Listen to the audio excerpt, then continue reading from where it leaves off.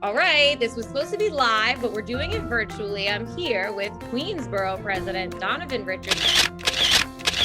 Great to see you. Yeah, it's great to see you. And I know that there's a lot that you're working on that's newsworthy, but for the purposes of this show, we highlight political personalities. So it's really a show to get to know you as a human instead of as a Queensborough president. Really? I'm human? Oh, okay.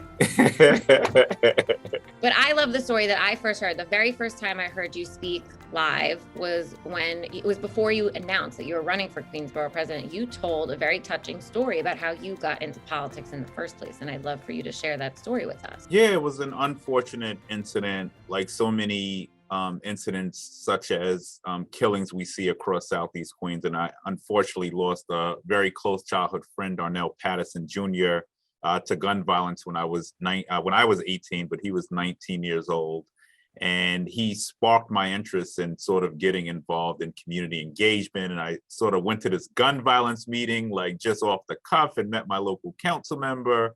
And then subsequently ended up working for the city council for 10 years before I was elected in 2013. Mind you, sworn in on the anniversary of his death as well. And then was at the council for 7 years, but ended my career in the city council chairing the public safety committee, which was like full circle doing work around gun violence, police reform, but also working with the department, and then becoming the Queensborough president. And who could have ever imagined? I find that that's what it takes to get people involved in politics. It's being inspired by an issue or by a fellow advocate, community member, that all of a sudden you hear a story and you get inspired. But for fun, I try to catch up on some Netflix series. And recently I've caught up on Boardwalk Empire. I'm in the first season, and I didn't realize how good this series was. I kept hearing about it.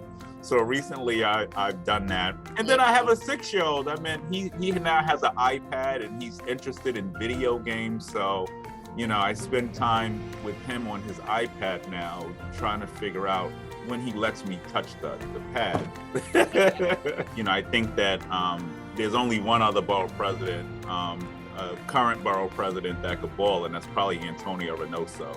And we once played in a game against the Young Dems, and it was sort of like I was like Tim Duncan, and he, he was just feeding me the ball, and it was really good. So basketball is really a hobby, and I do try to catch Knicks games when I can. So now we're learning a little bit more about you, and how many people are on your staff at the Queens VP's office?